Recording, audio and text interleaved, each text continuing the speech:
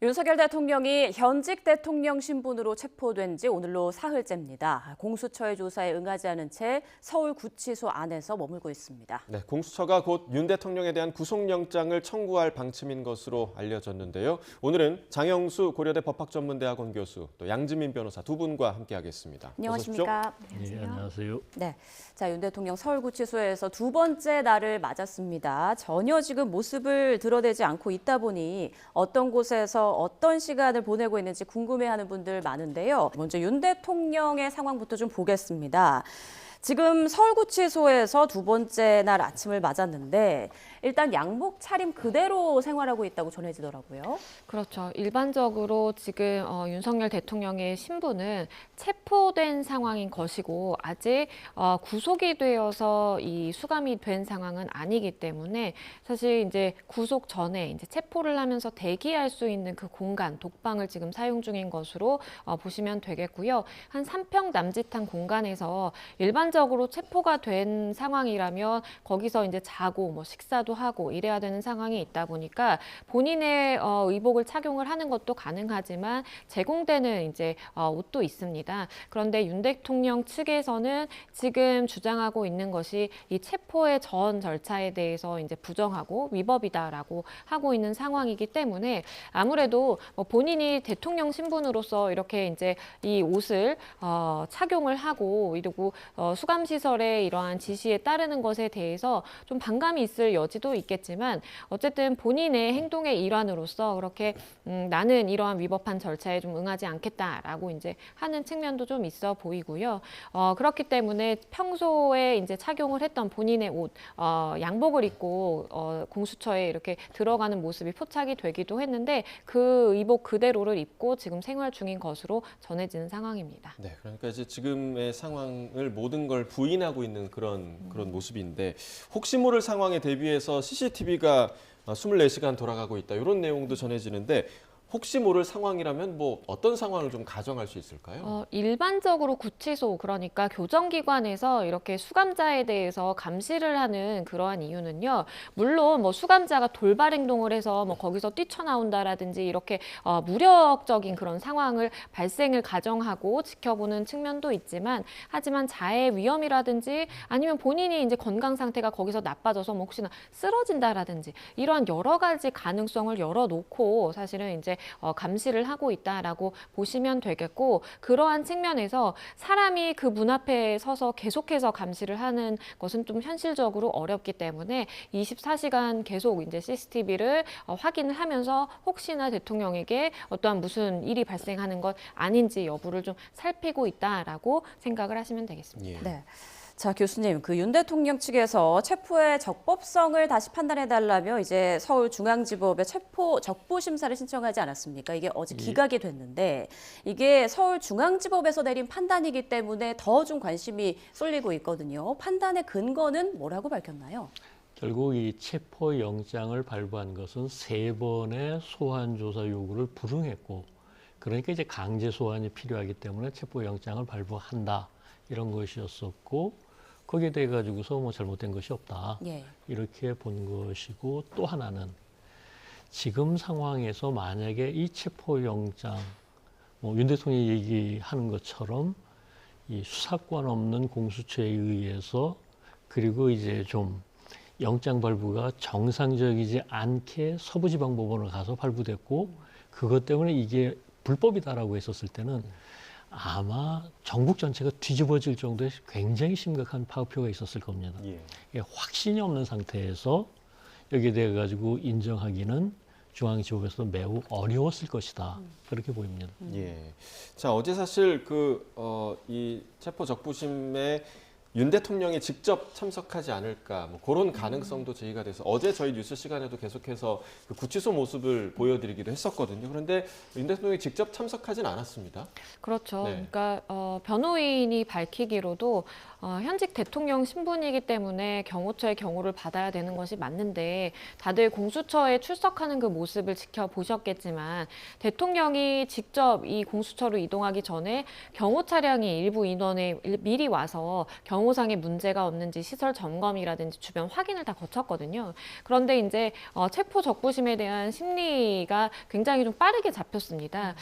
그리고 이 거리상으로도 관저와 공수처 출석의 그 거리보다는 조금 더 이제 된다라고 볼 수도 있겠고, 아니면 거리가 사실은 가깝기는 하지만 그럼에도 불구하고 어떠한 그 법원의 인원 통제라든지 이런 것들이 미리 이루어지지는 못했거든요. 그렇기 때문에 아마도 경호상에 혹시나 문제가 발생할 수 있는 그러한 측면을 종합적으로 고려를 해서 당사자가 출석하지는 않는다라고 입장을 결국 정하게 된 것으로 보이고, 대신 당사자의 입장에서 이제 그 의견을 대변해줄 변호인단이 참석을 했기 때문에 그러한 불출석의 문제는 해결이 됐다라고 생각을 합니다. 그런데 체포 적부심과 구속영장 실질심사는 그 무게에 좀 차이도 있고, 그리고 대통령 측에서도 적극적으로 영장 실질심사에는 좀 응한다고 했기 때문에 혹시나 체포 적부심은 불출석했지만 영장 실질심사에는 아무래도 본인이 출석할 가능성이 좀 높다라고 보는 시각도 많습니다. 네, 어제 윤 대통령 측과 공수처에서 각각 이제 3명의 이제 사람들이 나와서 치열한 공방을 벌인 걸로 전해졌는데, 지금 양측의 주장을 좀 교수님께서 정리를 좀 해주실까요? 뭐 일단 이 대통령 측에 있어서는 예. 계속 해오던 주장. 결국 공수처가 수사권이 없고 영장도 불법적으로 발부가 됐고, 그렇기 때문에 이 체포와 관련한 모든 일련의 과정이 불법이다. 이 주장을 굽히지 않았고, 그리고 공수처 측에 있어서는 그렇지 않다.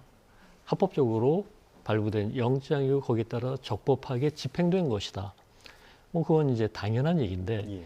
이제 문제는 여기에 대해 가지고 중앙지법에서도 기각 결정을 내리지 않았습니까? 예. 그리고 이 기각 결정에 대해서 수용하는 태도. 다시 말하자면 이제 공수처 쪽에서야 뭐 당연히 환영하겠지만, 윤 대통령 측에 있어서는 기각 결정 내렸으니까 이 문제는 더 이상 다투지 않겠다가 아니라 이거 끝까지 다툰다.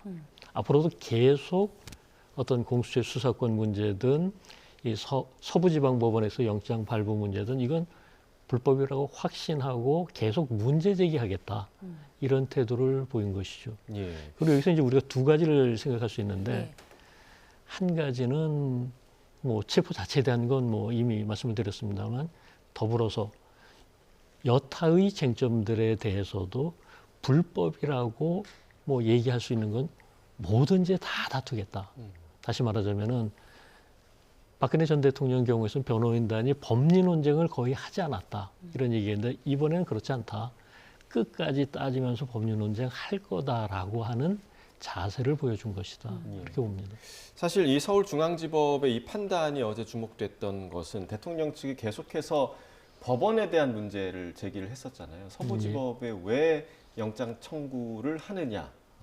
그래서 이제 중앙지법에, 그러니까 대통령 측에서 이 체포적부심을 중앙지법에 청구한 이 부분이 처음에는 뭔가 묘수가 아닐까라고 생각이 되긴 했지만, 이 결과론적으로 봤을 때는 이 결과가 좀 오히려 대통령 측의 패착이 아니냐 이런 분석도 나오는데, 자, 묘수와 패착 사이에서 그 교수님은 좀 어떻게 좀 보고 계십니까? 저는 중앙지법이 한 게 득이 된 것은 별로 없지만, 그렇다고 해서 여기서 크게 잃을 것도 없었다. 저는 그렇게 생각을 하고요. 예. 애초에 윤 대통령 변호인단 측에 있어서도 여기에서 기각되리라는 걸 어느 정도는 예상했을 것으로 봅니다. 예. 아까 말씀드렸지만 만약에 여기서 인용을 해버리면 그게 전체 판세를 뒤집을 정도의 심각한 문제가 되거든요. 예. 아니, 이런 불법적인 체포를 하느라고 수천 명 경찰을, 어떤 의미에서 계엄군보다도 더 많은 경찰을 동원해서 대통령을 체포한다. 이거 큰일 났다. 이러면 그 자체만으로도 파장이 너무 클 겁니다. 그러니까 거기까지 인정하기는 기대 안 하더라도 최소한 문제 제기는 계속한다. 그냥 이거 덮어두고 넘어가자, 이런 것은 절대 보이지 않는다. 그리고 그게 이제 앞으로 윤 대통령 측에 대해서도 계속 부담이 되겠지만 공수처 쪽에도 부담이 되는 이런 상황으로 보입니다. 네. 예. 지금 정치권에서도 공수처의 관할권을 두고 계속 논쟁을 이어가고 있는데요. 정치권 목소리 잠깐 듣고 이야기 계속 이어나가겠습니다. 3년 동안 한 번도 해보지 않은 체포영장을 현직 대통령한테 청구할 정도로 확신이 있으면 어떤 면에서도 절차적 공정성과 흠결을 남기면 안 됩니다. 진짜 자신 있으면 공수처법에 나와 있는 기본 중앙지검이 한다. 이걸 했었어야죠. 근데 왜 부칙 예외 조항을 이용해서 꼼수라는 비판을 감내하면서까지 서부지법에 청구를 합니까? 8글자를 딱 정리했습니다. 예. 구질구질, 구질구질. 사법 트집. 검사 시절에 보여줬던 살아있는 권력한테도 이렇게 당당하게 수사를 임하려고 했던 태도들, 이런 것들을 보고 국민들이 하고 혹했던 거 아닙니까? 네. 결국은 체포 적부심이라고 하는 기상천외한 방식으로 트집을 잡았는데 그것도 기각이 됐고요. 참 구질구질하고 그냥 트집이나 잡는 사법 트집 전문가 이렇게 보입니다. 네, 이번 서울중앙지법의 판단으로 공수처의 관할권 논란이 좀 일단락됐다, 이렇게 볼 수 있을까요? 일단 윤 대통령 측의 변호인단 측에서는 이러한 관할 논란을 계속해서 제기를 하기는 조금 힘든 상황이 됐다라고 볼 수 있겠습니다. 그러니까 지금까지는 설명해 주셨던 것처럼 왜 이 공수처 사건에 대해서 전속 관할로 봐야 되는 중앙지방법원이 아니라 서부지방법원에 이렇게 체포영장을 청구를 하느냐, 이 부분에 대한 이의 제기가 굉장히 컸고, 실제로 1차 영장이 발부된 이후에 이의 제기 신청을 하기도 했습니다. 그럼에도 불구하고 그러한 이의 신청에 대해서는 기각이 됐죠. 그래서 사실은 어떻게 보면 서부지방법원에서 3차에 걸쳐서 관할 문제에 대해서 문제가 없다고 3차에 걸쳐 사실 확인을 했던 것입니다. 근데 그럼에도 불구하고 그러한 판단을 내놓은 주체가 서부지방법원이다 보니까 윤석열 대통령 측에서는 당연히 이제 인정을 할 수가 없었던 것이고, 그러다 보니까 이 체포적부심을 그러면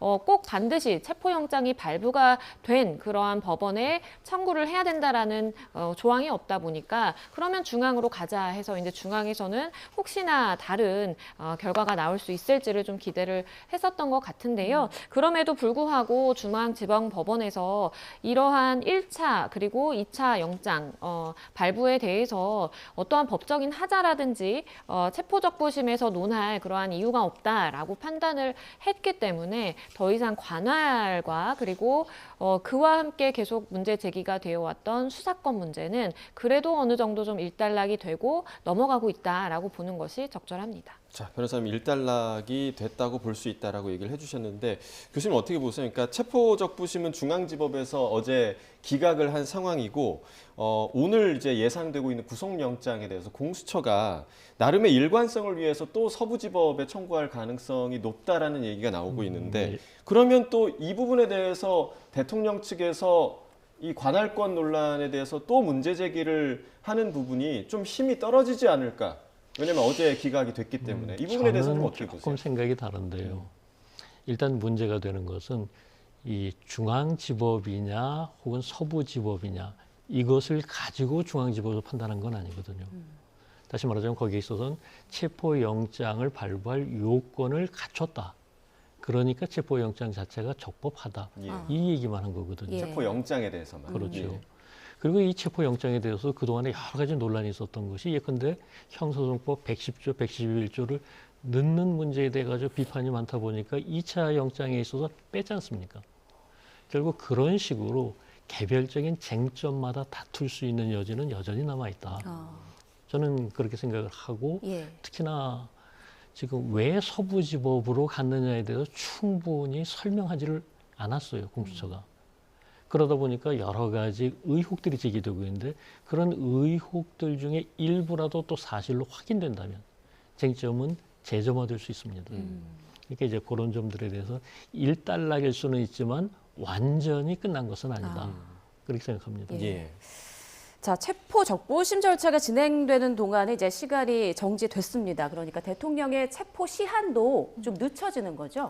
그렇습니다. 15일 오전 10시 33분에 영장이 집행이 됐기 때문에 이 48시간이라는 시간을 공수처에서 확보를 하게 됐었고, 그러면 17일 오전 10시 33분에 원래는 체포를 할 수 있는 시간적인 제한이 있었던 예. 것이죠. 그런데 이 체포 적부심을 청구를 하다 하다 보니까 그 기록을 법원으로 보냈다가 다시 공수처에서 받아오는 시간 정도가 빠지게 됐습니다. 그래서 체포 시한이 결국 늘어나서 오늘, 그러니까 1월 17일 저녁 9시 경 정도에는 체포 시한이 만료가 된다라고 보시는 것이 맞겠고, 그렇다면 공수처 입장에서는 그 시간이 끝나기 전에 윤석열 대통령에 대한 구속영장을 청구를 함으로써 그 발부를 기다리고, 만약에 발부가 된다고 한다면 역시나 이제 인신구속 상태에서 이렇게 이제 불러서 조사를 하고 할 수가 있는 것이거든요. 네. 그래서 이제 구속영장 청구의 수순으로 가게 된다라는 이제 이야기가 나오는 겁니다. 네, 그러니까 공수처 입장에서는 구속영장 청구 전까지 대통령에 대해서 조금 더 조사를 하려고 했지만 지금 오늘 오전 10시 재조사에 대해서도 대통령이 거부를 했고, 어제 오후 2시였죠? 어제 오후 2시 조사도 출석을 하지 않았습니다. 이 부분은 좀 문제가 없는 겁니까? 일단 일반 피의자라고 한다면 사실 강제로 이제 구인을 해온다라든지 강제인치가 가능한 부분이 있습니다. 하지만 지금 현직 대통령 신분이고 공수처도 최대한 이제 예우를 갖춰서 이렇게 배려를 하겠다라고 밝힌 만큼 윤 대통령이 나오지 않겠다라고 하는 상황에서 뭐 강제로 끌어온다라든지 이런 것은 현실적으로 좀 어렵겠죠. 그러다 보니까 이미 1차 이제 조사 때에 묵비권을 행사하면서 사실상 아무런 대답을 하지 않았고, 그러면서 시간이 이제 흘렀기 때문에 윤석열 대통령이 공수처로 와서 다시 조사를 시작을 한들 뭐 여전히 묵비권을 행사할 가능성이 굉장히 높은 것이죠. 그렇기 때문에 공수처 입장에서도 이렇게 무리하게 어떠한 요구를 관철시키기보다는 조금 기다리면서 구속영장을 청구하면 우리가 더 시간을 벌 수 있다라는 생각으로 접근을 하고 있는 것으로 보입니다. 네, 윤 대통령이 이제 어제부터 공수처 조사에 응하지 않고 있고, 그리고 1차 조사에서도 묵비권을 행사했는데요. 이런 태도가 나중에 결과에 좀 영향을 미치지 않을까, 이런 시선도 있는데 어떻게 생각하십니까? 그런데 일단 우리가 여기서 봐야 될 것은 이 진술거부권, 묵비권이라고 하는 건 헌법상 보장된 권리고, 예. 그 권리를 행사했다고 불이익을 주겠다. 이건 법적으로 허용되지 않는 겁니다. 그리고 더더군다나 그와 관련해서 문제되는 것은 사실 이런 여러 사람이 관련된 범죄에서 최고 책임자에 대한 수사는 마지막 단계로 가는 게 일반적이거든요. 왜냐면은 일단 밑에서부터 이제 쭉 증거를 포착을 해서 증언도 듣고 물적 증거도 확보하고, 그런 다음에 묵비권 행사할 때 가서 지금 밑에서 다른 사람들이 이런 증언했다, 이런 증거도 나왔다, 아니면 아니라고 반박해봐라, 이렇게 얘기를 해봐야 이거 이대로 있으면 나한테 불리하다. 그러니까 법적으로 묵비권 행사를 할 수 있지만 해서 나한테 유리할 게 없다라고 판단하게 만들어야 되거든요. 그게 이제 수사의 기본인데, 예. 그걸 무시하고 대통령부터 얘기를 하다 보니까 이런 상황이 벌어지고 있고, 이걸 현재로서는 뭐 깨트릴 방법이 없다 보니까 결국 진술 거부권도 그렇지만 지금 구치소에 있는 대통령 조사에 응하지 않는데 데리고 와봤자 똑같은 일이 또 반복될 테니까요. 예. 예, 실효성이 없다. 그렇게 봅니다. 실효성이 없다. 그러니까 뭐 묵비권을 행사한다는 거는 지금 교수님 말씀하신 대로 보장된 권리이긴 그렇죠. 하지만 지금 사실 뭐 대통령으로서의 나름의 예우를 이제 하는 부분도 분명히 좀 있는 것이고, 하지만 이런 대통령으로서의 이런 모습이 뭐 예를 들면 다른 범죄의 피의자들도 나도 좀 거부할래, 뭐 이런 모습으로 비춰질 수 있다면 좋지 않은 선례가 될 수 있지 않을까라는 시선도 있는데, 그거에 대해서는 좀 어떻게 보세요? 그 부분은 예, 이 묵비권이 대통령에게 특별히 인정되는 게 아니라 그렇죠. 모든 국민에게 똑같이 인정되는 겁니다. 예, 결국 오히려 여기서 문제 삼을 수 있는 것은 그렇기 때문에 본인이 묵비권을 행사하더라도 빠져나가지 못한다. 기존에 확보된 증거를 가지고 압박할 수 있었어야 되는데 그 절차를 생략하고 바로 대통령을 체포하는 데만 신경을 쓰다 보니까 체포 이후의 수사에 대해서는 준비가 안 돼 있었다. 이게 문제라고 저는 생각합니다. 네. 자, 그리고 오늘 대통령에 대한 체포 시한이 밤 9시 5분까지이기 때문에 그 전에 공수처가 구속영장을 청구할 것이다, 이런 예상이 나오고 있는데, 이 영장이 청구되면 영장 실질 심사를 진행하게 되잖아요. 청구 뒤에 어느 정도 있다가 심사를 진행하게 되는 건지, 그리고 그 과정은 좀 어떻게 진행되는지 설명해 주시죠.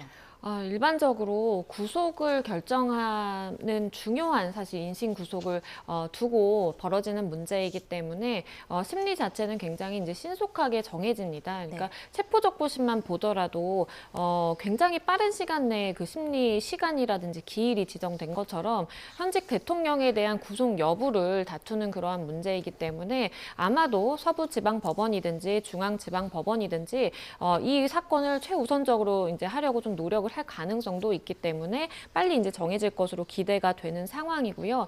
일반적으로는 체포적부심에서 아마 출석을 했던 그 윤석열 대통령의 변호인단, 그러니까 이 석동현 변호사를 포함한 3명과 그리고 공수처의 검사, 차정현 부장검사를 포함해서 이제 3명이 체포적부심에도 출석을 한 바 있기 때문에 아마 비슷한 동일한 인원으로 영장실질심사에 응할 가능성이 굉장히 높아 보입니다. 일단 구속영장 신문에서 실질심사에서 피의자 신문을 하는 것이 이제 원칙이고, 체포된 피의자의 경우에는 영장 청구된 날 다음 날까지 신문을 해야 된다라고 정하고 있습니다. 그렇기 때문에 윤석열 대통령이 직접 출석을 하게 될 가능성도 사실 있다라고 보이는데요. 물론 뭐 경호 문제가 좀 먼저 해결이 돼야 되는 부분이 있기 때문에 그 부분에 대해서 법원과 아니면 경호처, 공수처가 잘 조율이 된다면 당사자라고 볼 수 있는 윤석열 대통령이 직접 출석을 해서 본인의 이제 뭐 체포의 부당성이라든지 아니면 내가 구속이 되면 안 되는 이유에 대해서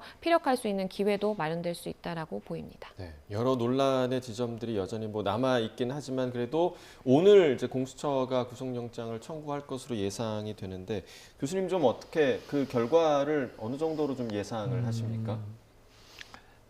뭐 저는 사실 이 법리적으로만 따진다면은 이 체포와 구속의 차이에 있어서 핵심적인 부분들은 결국 어떤 소환 조사에 응하지 않았다는 게 아니라 이제 구속 사유로서 도주 및 증거인멸의 우려가 있는지 이걸 이제 집중적으로 따져봐야 될 거거든요. 예. 그런데 현재 윤석열 대통령의 경우 국내에서 워낙에 알려진 인물이기 때문에 어디 갈 데가 없습니다. 해외 도주는 출국 금지로 막아놨고, 예. 그렇다면 도주의 우려를 얘기해서 구속한다? 이건 맞지 않고요. 증거인멸이라면 벌써 이제 사건 터진 지 한 달이 넘었는데 인멸할 증거는 거의 대부분 다 인멸됐다. 이렇게 보는 게 합리적입니다. 그렇다면 이 수사나 재판이나 불구속이 원칙인데 특별히 구속해야 할 만한 또 다른 중대한 사유가 뭐가 있느냐. 예. 이걸 이제 공수처 쪽에서 어떻게 주장하고 뭐 영장 담당 판사를 설득하느냐. 그게 관건이라고 보이는데 저는 그게 그렇게 클 것으로 보이지는 않습니다. 다시 말하자면은 체포와 구속의 경우에 있어서는 비중도 다르지만 요건도 다르다. 체포의 경우에 있어서는 3번 계속 소환에 불응했기 때문에 이런 경우는 해야 된다라고 하는 게 원칙처럼 돼 있지만 구속은 또 다르다. 그렇게 생각을 합니다. 예. 네, 일단 도주 및 증거인멸의 우려가 낮기 때문에 구속의 사유엔 좀 미흡하지 않을까 이런 좀 말씀해 주셨는데, 일각에서는 대통령이 공수처 1차 조사에서 진술을 거부한 점, 또 이후에는 전혀 응하지 않은 점, 이런 점들이 좀 구속 가능성을 높이지 않았냐 이런 시각도 있더라고요. 그러니까 일반적으로 이제 봤을 때 피의자들이 본인의 범죄 사실에 대해서 이제 부인을 한다라든지 자백하지 않는 그러한 상황에 대해서 윤석열 대통령은 이제 도주의 우려가 있다라고 보기는 어렵겠지만 이 부분에 대한 이제 증거인멸의 우려가 있다라고 판단될 여지도 있다라고 보입니다. 그래서 그런 점 때문에 이렇게 윤석열 대통령이 출석하지도 않고 체포영장을 집행하는 데에도 응하지 않았고 뭐 이러한 부분들이 사실 고려가 돼서 구속영장의 발부 가능성을 좀 높이는 것 아니냐라는 이제 이야기가 나오는 것이고요. 그리고 공수처가 지금 밝히기로는 일단은 추가적으로 지금 윤석열 대통령에 대한 이제 소환해서 이 구치소로부터 소환해서 조사를 하기는 굉장히 좀 어려운 상황입니다. 하지만 공수처가 밝히기로는 소환 조사가 충분히 이루어지지 이루어지지 않더라도 추가로 이루어지지 않더라도 지금 확보한 뭐 관련자들의 진술이라든지 아니면 뭐 물적 증거만 가지고도 구속영장 청구하는 데에는 문제가 없을 것이다라고 본다고 해요. 그렇기 때문에 그러한 점을 고려하면 이제 오늘 중에 아마도 이제 영장 청구가 들어가게 될 것이고 그 과정에서 이제 체포적부심에 다뤄졌던 그 쟁점들이 그대로 와서 사실 다퉈질 그럴 가능성도 배제할 수는 없겠습니다. 네. 자, 그러면 이제 이후에는 법원이 이제 판단을 내리겠죠. 뭐 발부를 한다거나 아니면 기각을 하거나 두 가지의 경우밖에 없을 텐데 이에 따라서 이후에 이제 사실 현직 대통령이 만약에 구속이 된다면 구속되는 것도 이제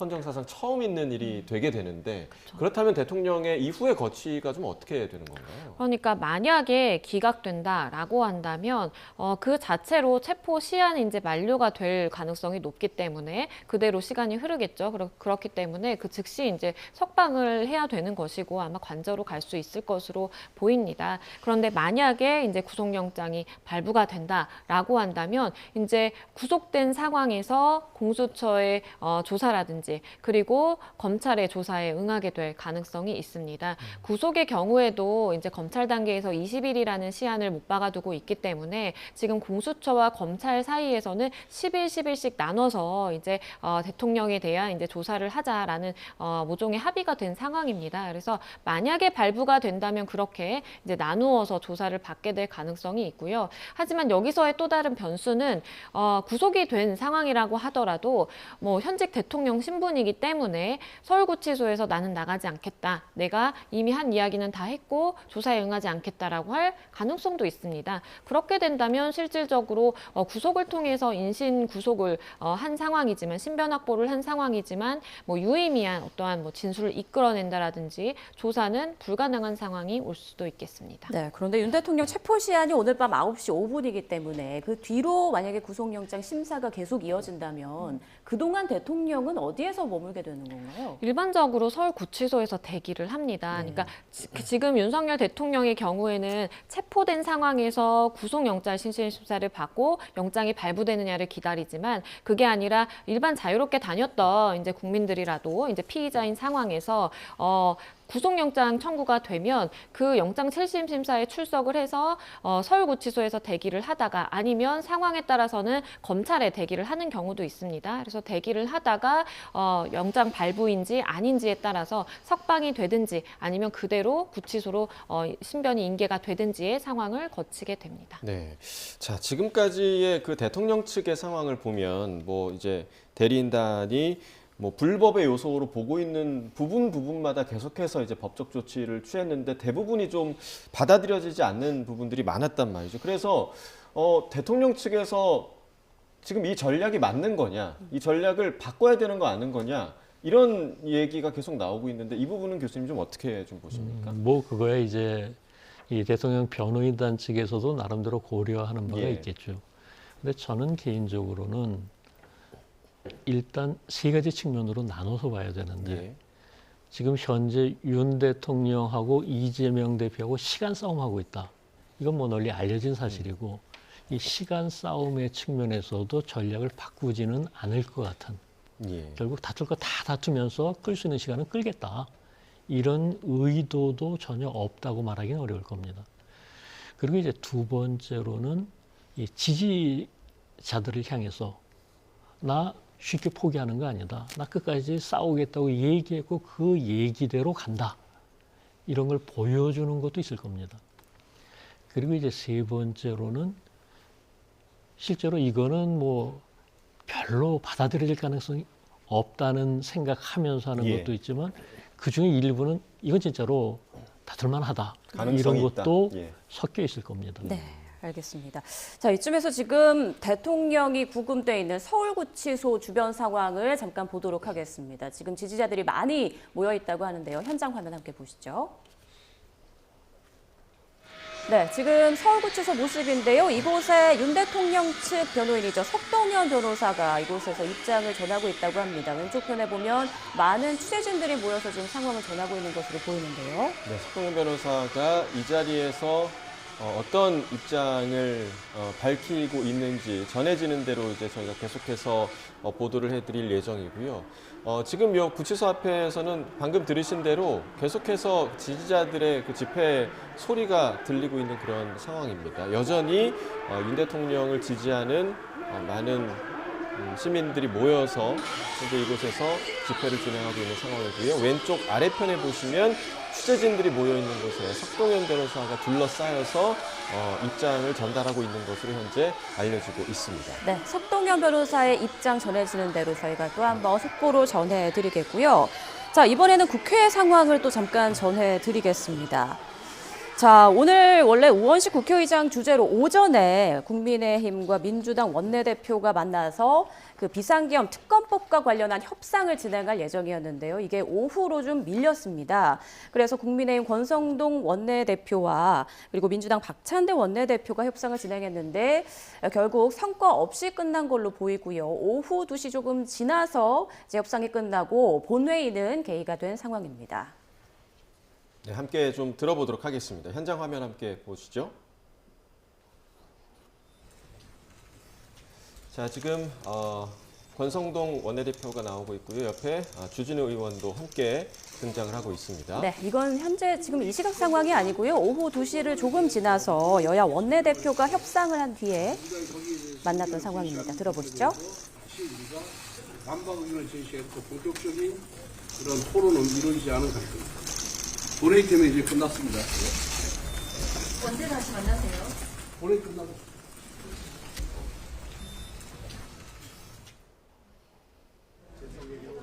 자, 이어서 박찬대 원내대표도 뒤이어서 나오고 있네요. 어떤 입장을 밝히는지 한번 들어보겠습니다. 지금 예. 2시 15분에 본회의가 열려서요.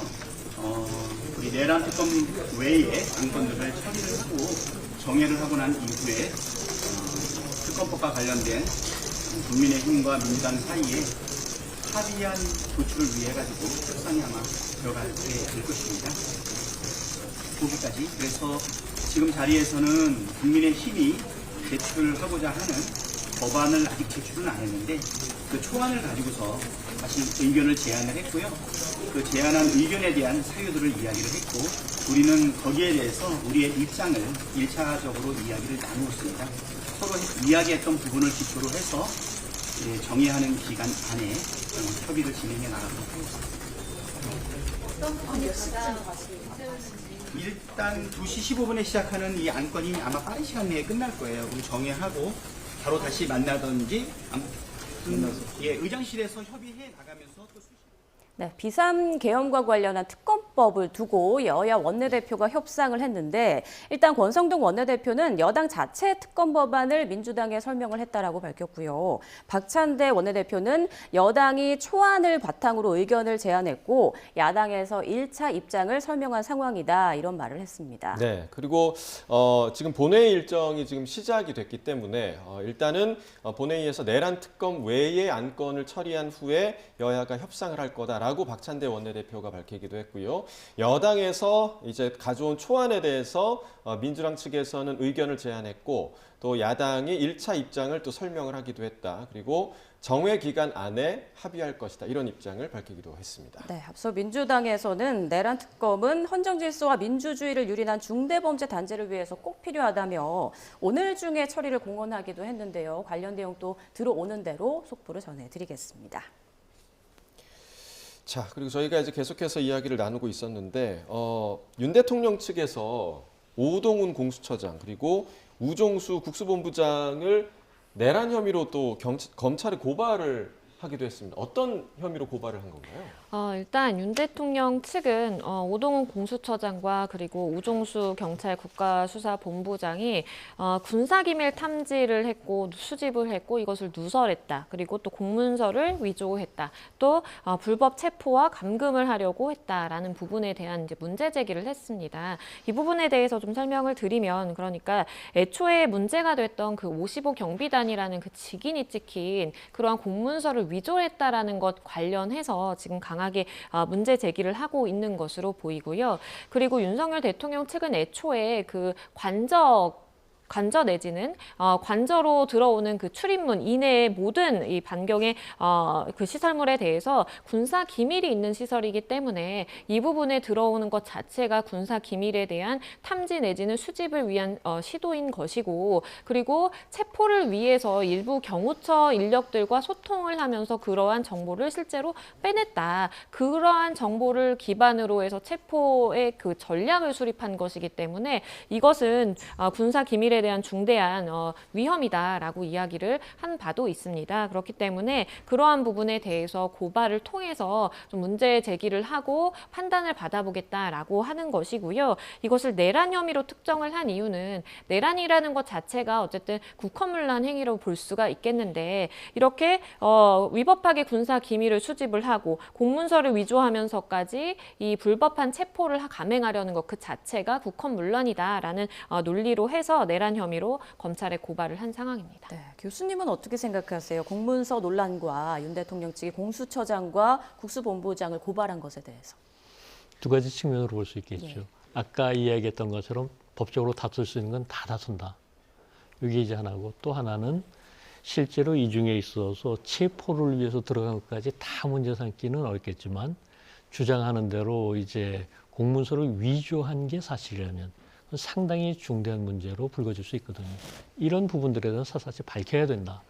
그런 점들을 이제 동시에 아울러서 좀 이제 문제 자체를 갖다가 비중 있게 만들기 위해서 이제 내란까지 했는데, 저는 내란까지는 아니더라도 예.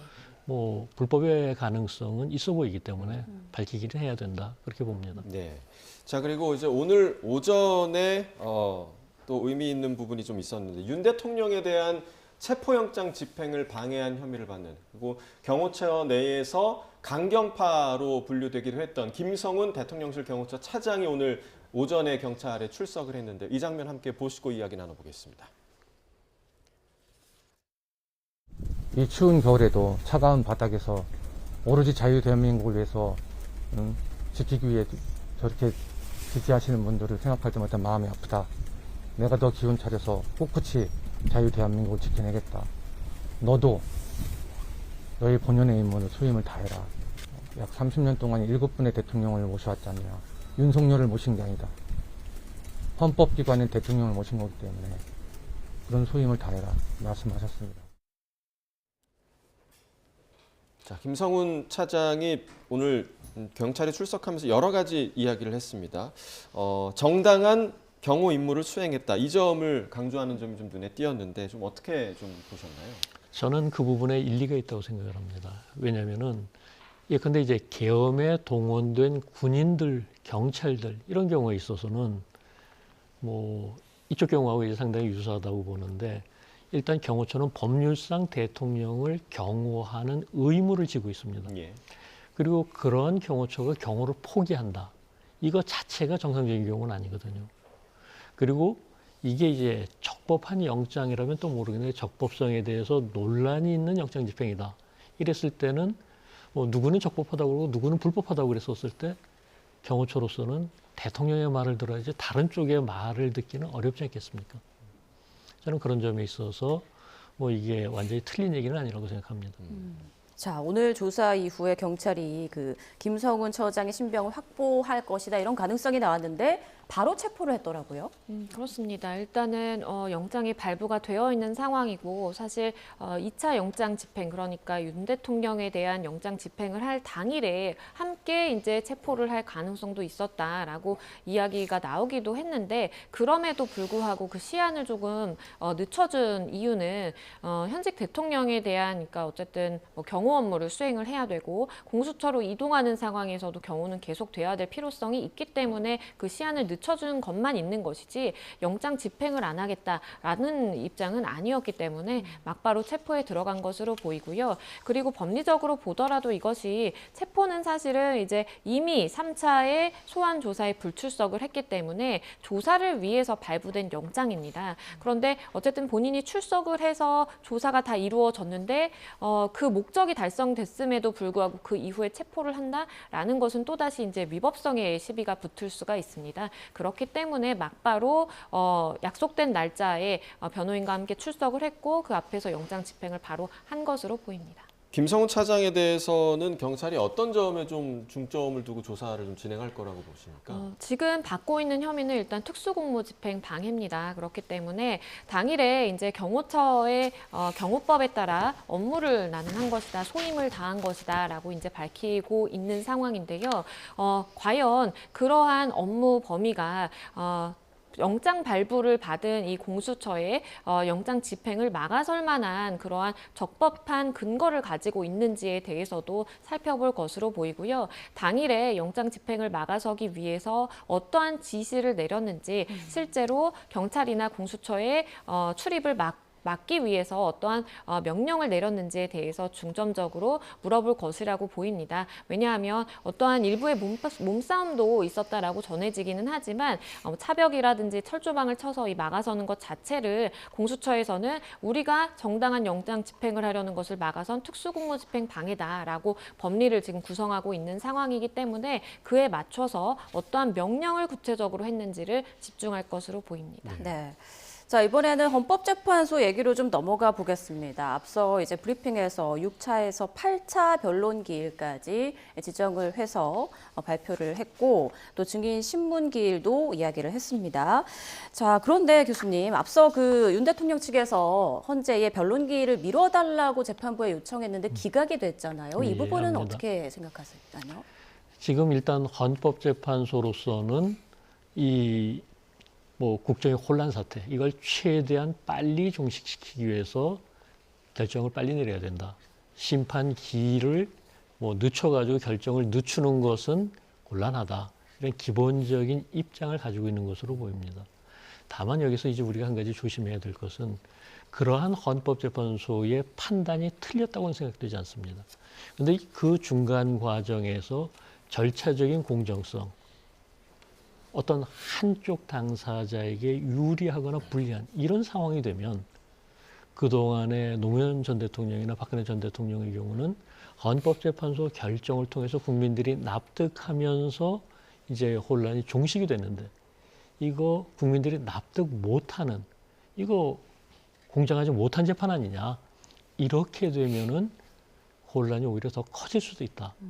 이 점 때문에 헌법재판소가 빨리 하려는 건 충분히 이해하지만 그럼에도 불구하고 공정하고 중립적이고 이건 계속 지켜나가야 된다. 네. 그 점을 말씀드리고 싶습니다. 자, 지금 보시는 그래픽처럼 이제 어제 헌재의 그 변론 기일에서는 국회 측에서는 탄핵 사유를 정리하기도 했고 여러 이야기가 오간 것으로 지금 전해지고 있는데 자, 어제 그 헌법재판소에서 나왔던 주요 발언들을 좀 들어보시고 함께 어제와 관련한 이야기 나눠보도록 하겠습니다. 서면에는 국회에 병력을 투입한 것은 야당의 망국적 행태를 알리기 위한 것이다라고 쓰셔서 그럼 병력을 국회에 투입한 것과 야당의 행태를 알리는 것이 어떤 상관관계가 있는지를 설명해 주셔야 될 것 같은데 그 부분이 안 나와 있어서 네. 그러면 추가적인 그 부분에 대해서는 추가 보충서나 답변서에 보충 설명으로 제출하도록 하겠습니다. 네, 어제의 변론 기일과 관련해서 여러 가지 이제 그 내용들이 좀 전해지고 있는데 특히나 이제 대통령 측의 배보임 변호사가 명확하게 좀 답변을 못하는 그런 장면도 꽤 있었던 것 같고요. 예. 지금 이 장면은 좀 어떻게 좀 보셨습니까? 일단 대통령 변호인단 측에서 늦게 구성된 예. 그러니까 말하자면 변호인단끼리 서로 이런 문제들을 충분히 검토하고 토의하지 못한 그런 부분들도 있고 또 이 사안 자체가 굉장히 중요한 부분이기 때문에 이건 신중하게 입장을 정리하겠다 그런 것으로 보이는데 아마 이런 일이 지금은 초장이니까 그렇지만 앞으로 계속되면 안 되겠죠. 예. 자, 그리고 헌재가 홍장원 전 국정원 1차장, 조지호 경찰청장 등 이제 5명에 대한 증인 신청을 채택을 했습니다. 이제 모두 국회 측에서 신청한 증인들인데 이렇게 보니까 비상계엄과 관련한 군경의 고위직 간부들이에요. 그렇습니다. 그러니까 지금 애초에 국회 측에서 15명의 증인을 이제 신청할 것을 의견을 개진했다가 절차의 신속성이라든지 아무래도 모두 다 증인으로 불러서 이렇게 하는 것이 효율성이 떨어진다라는 측면에서 이렇게 5명으로 줄여서 증인 신청을 했고 이 부분에 대해서 헌재가 받아들여서 채택이 됐습니다. 그런데 짚어주신 것처럼 이 홍정원 전 1차장이라든지 뭐 조지호 경찰청장이라든지 이 5명이 공통된 점은 비상계엄 선포 당시에 윤석열 대통령으로부터 누군가를 체포를 하라라는 지시를 내가 비화폰으로 들었다 내지는 명령을 받았다라고 주장을 하고 있는 지금 인물들입니다. 네. 그렇기 때문에 지금 국회에서는 이렇게 증인 신청을 한 부분을 미루어 보더라도 당시에 체포조를 투입해서 국회의원이라든지 일부 인사에 대해서 체포를 시도하려는 그러한 헌법 위반적인 행위가 있었다라는 것을 헌재에 입증하기 위한 것으로 이제 해석을 해볼 수가 있겠고요. 그리고 헌재가 김용현 전 장관도 이제 증인으로 채택을 하기는 했는데 김용현 전 장관의 경우에는 국회 측의 신청 증인이 아니라 윤 대통령 측이 신청한 증인입니다. 근데 여러 인원에 대해서 증인 신청을 했지만 김용현 전 장관에 대해서만 일단 채택을 한 상황이고요. 네. 나머지 인원에 대해서는 추후에 결정을 하겠다라고 밝힌 상황입니다. 네, 그리고 앞서 저희가 이제 헌재 브리핑으로 보여드렸던 것처럼 헌재에서 어제 2차 변론기일 때 기존 이제 5차까지 정해져 있던 일정을 6차에서 8차, 그러니까 8차까지 다 정해버렸단 말이죠. 이와 관련해서 그 대통령 측에서 또 조금 반발하는 그런 모습도 좀 보였는데 이 부분 함께 좀 듣고 계속해서 좀 이야기 좀 나눠보겠습니다. 제3차 기일은 1월 21일 오후 2시, 그 다음 4차 기일, 5차 기일은 1월 23일 오후 2시, 2월 4일 오후 2시입니다. 이거는 재판의 형식을 취했지만 실질적으로 누가 봐도 피고인의 방어권을 보장하기 위한 재판은 아니라고 생각이 됩니다. 적어도 신문 간격, 길 간격을 좀 넓혀주시고 더군다나 오전부터 시작한다고 오전 오후를 다 하고 나면 변호인들도 로봇가 아닌데 어떻게 그 다음날 준비를 하고 그 다음에 또 와서 변론을 하고 그렇게 하겠습니까? 자, 들으신 것처럼 변호인이 로봇이 아니다라는 표현까지 사용하면서 이게 너무 촘촘하게 짜여져 있는 거 아니냐 이런 주장이잖아요. 그렇죠. 이틀 간격으로 예. 계속 변론을 한다는 건 사실 일반적인 경우는 아니죠. 예. 이 부분 좀 어떻게 좀 들으셨습니까? 강하게 좀 반발을 했는데. 예. 사실 이쪽 특히 이제 준비가 충분치 못한 대통령 변호인단 측에서는 반발할 수밖에 없는 그런 상황이라고 보이고요. 다만 이와 관련해서 저는 헌법재판소가 좀 너무 서두르는 거 아닌가 하는 생각이 드는 게 이 5차까지 정해놓고 나면 이 6차, 7차, 8차를 지금 당장 정할 게 아니라 다음 주쯤 얘기해도 되거든요.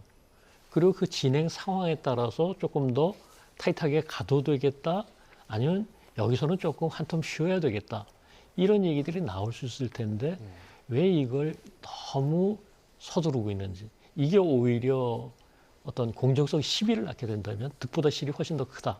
그렇게 생각합니다. 네. 자, 3차 변론기일은 이제 1월 21일 오후 2시로 예정돼 있고 헌재에서는 김용현 전 장관을 증인으로 채택한 데 이어서 김현태 707 특임단장도 증인으로 채택을 했다라는 소식이 함께 들어왔습니다. 지금 시간이 얼마 남지 않았는데 김용현 전 국방부 장관 얘기도 좀 해볼게요. 재판이 어제 이제 처음 열렸는데 사실 이 재판에 관심이 컸던 이유가 있죠. 최근 윤 대통령 측에서 그 위헌 논란이 불거진 포고령을 김용현 전 장관이 잘못 뺏겨 쓴 거다 이렇게 주장했는데 이에 배치되는 주장을 했더라고요. 그렇습니다. 그러니까 윤 대통령과 지금 김용현 전 장관 사이에 포고령 제1호를 두고 누구의 의견이었느냐로 지금 충돌을 하고 있는 그런 상황으로 보입니다. 포고령 1호의 경우에는 국회나 지방의회 또 정당의 활동을 금지하는 그 내용을 담았었는데 윤 대통령 측에서는 김용현 전 장관이 잘못 뺏긴 것이다라고 하지만 김용현 전 장관의 입장에서는 내가 초안은 작성했지만 최종의 결정권자인 대통령이 검토를 했다라고 지금 주장이 되고 있는 상황이에요.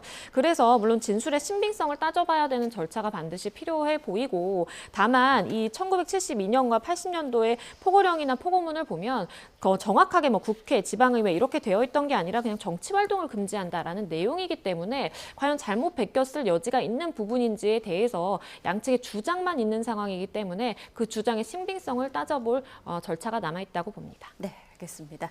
자, 지금까지 장영수 고려대 법학전문대학원 교수, 양지민 변호사와 법적 쟁점들 짚어봤습니다. 고맙습니다.